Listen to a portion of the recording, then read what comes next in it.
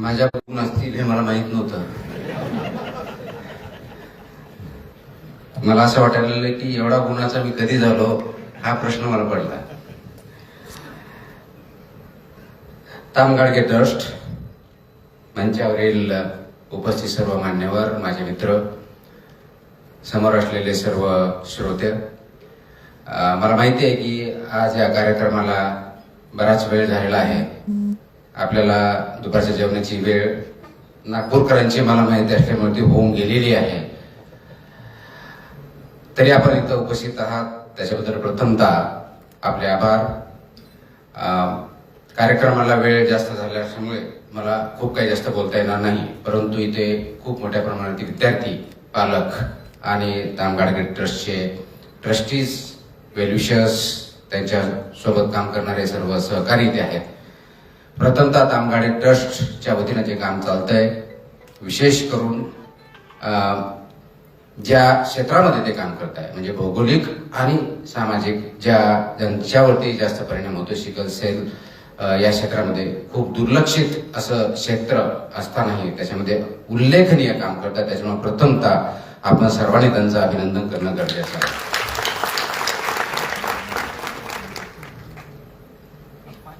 Sickle सेलमध्ये काम करत असताना तामगाडगे ट्रस्टचा माझा प्रथमतः जो संबंध आला तो मी हेल्थ कमिशनर असताना त्यावेळेस त्याचे इंटरॅक्शन झालं होतं आणि वेगवेगळ्या क्षेत्रामध्ये कसं काम करायचे याच्यावरती थोड्या प्रमाणात चर्चा झाली होती.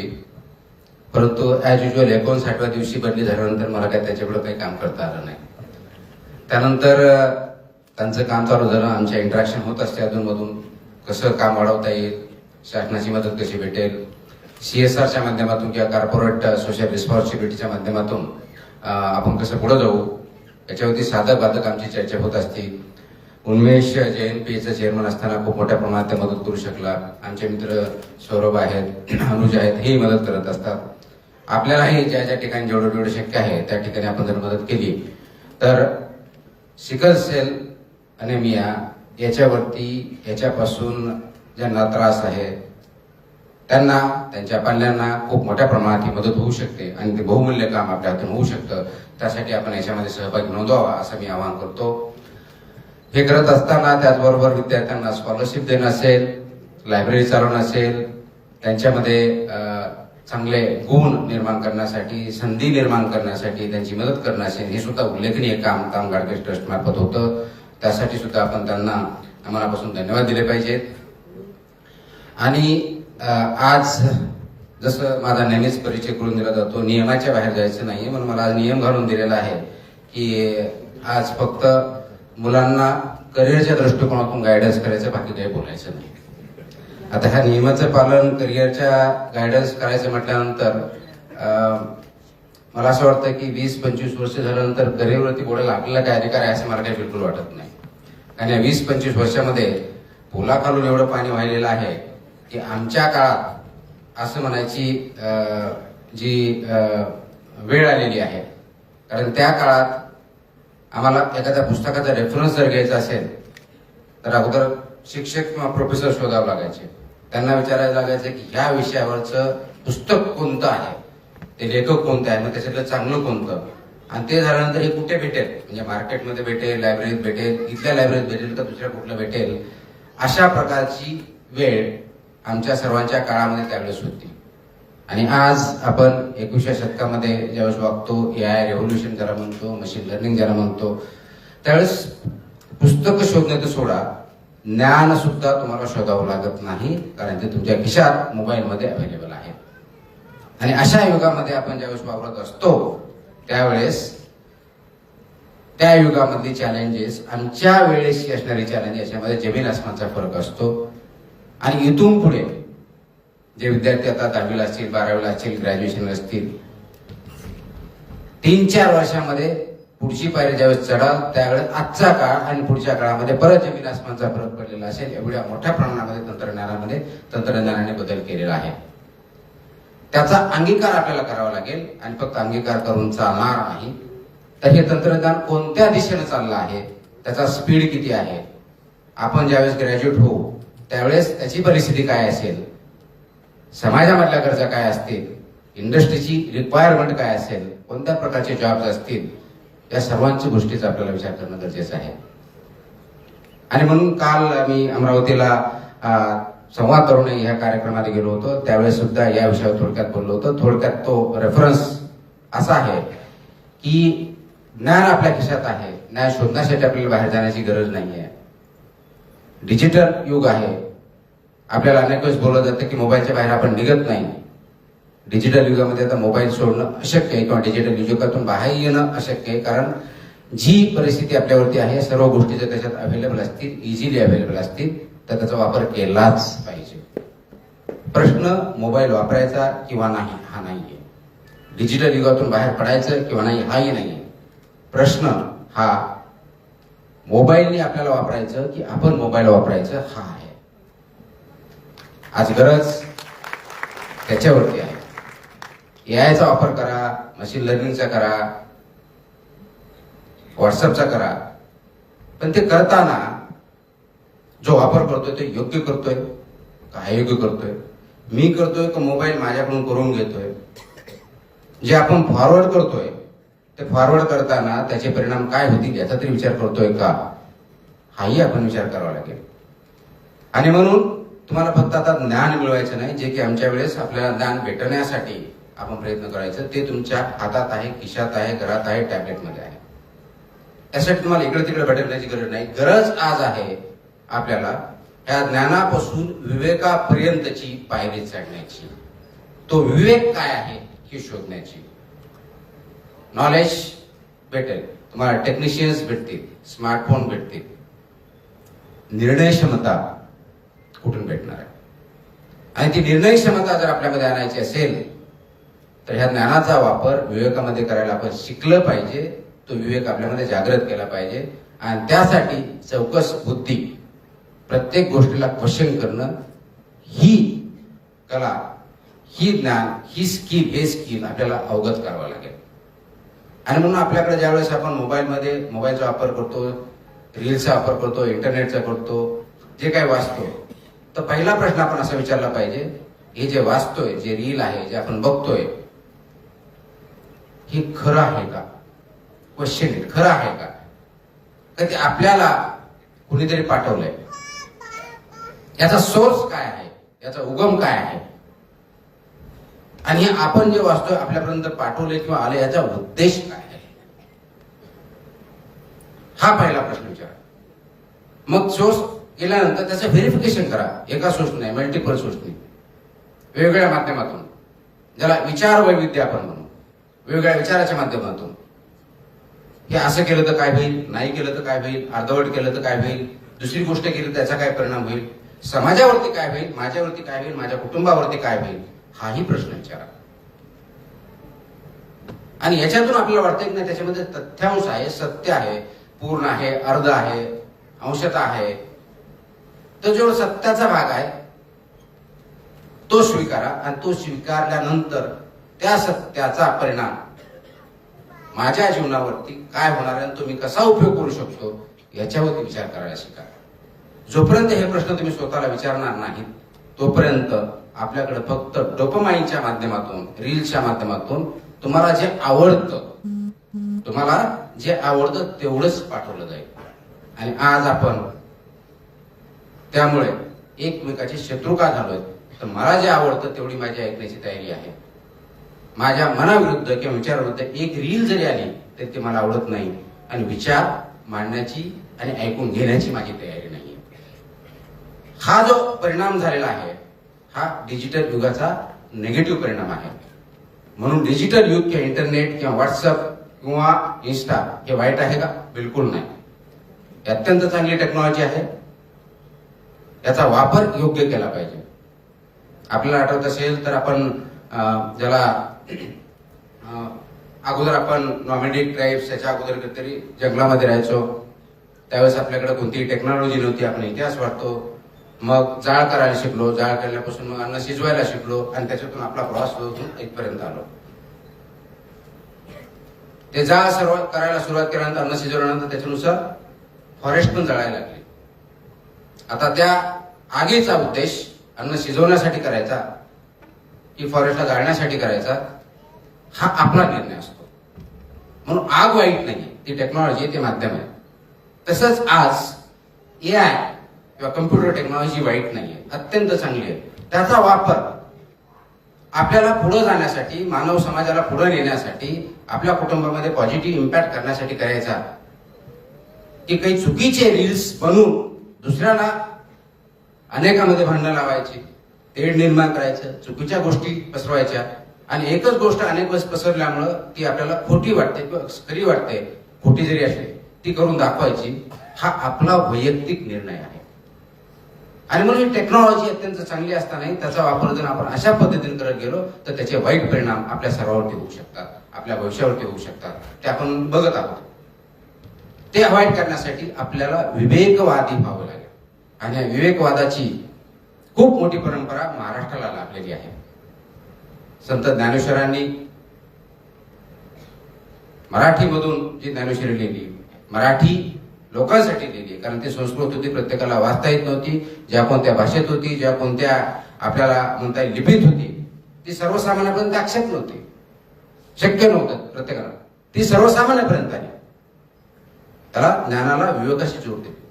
संत तुकारामांनी काय केलं, ज्या प्रथा होत्या त्याला प्रश्न विचारले, ज्या अयोग्य होत्या त्याच्यावरती प्रहार केले, विरोध झाला तरी केले, आणि त्या दृष्टीनं पुढे नेऊन समाजामध्ये सुधारणा घडल्या.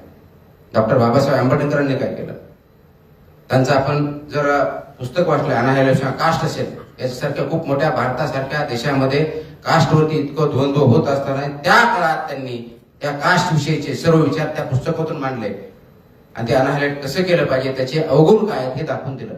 ते प्रत्येक समाजाच्या विरुद्ध केलं. फुले असतील, महात्मा फुले यांनी,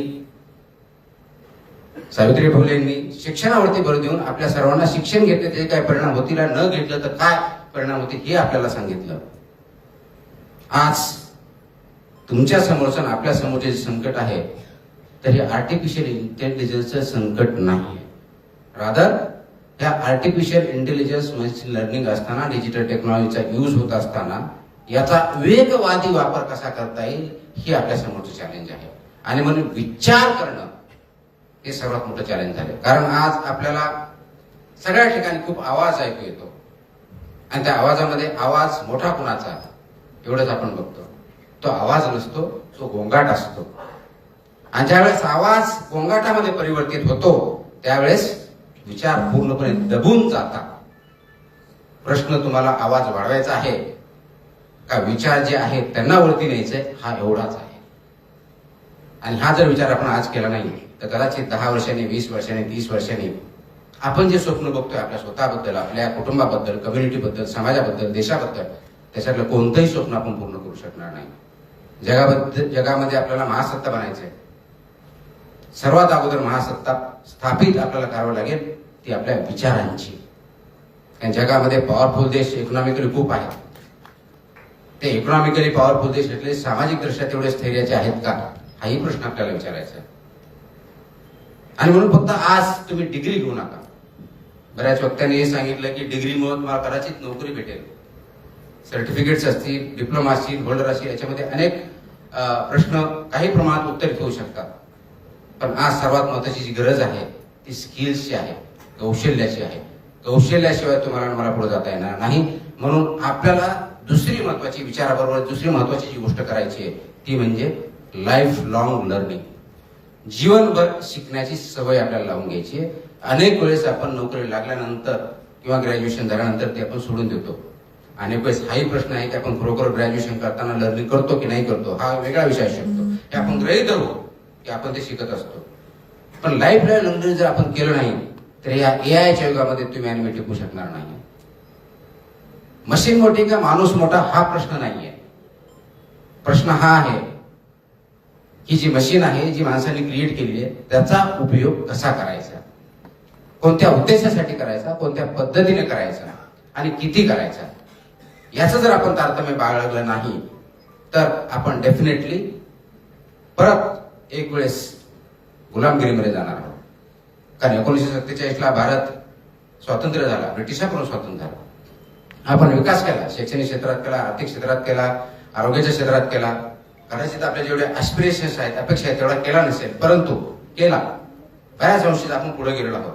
आणि म्हणून आज आपण 21व्या शतकात महासत्ता उदयास येण्याच्या दृष्टीने स्वप्नही बघत आहोत. याच्यात वावगं काय नाही, अत्यंत बरोबर आहे.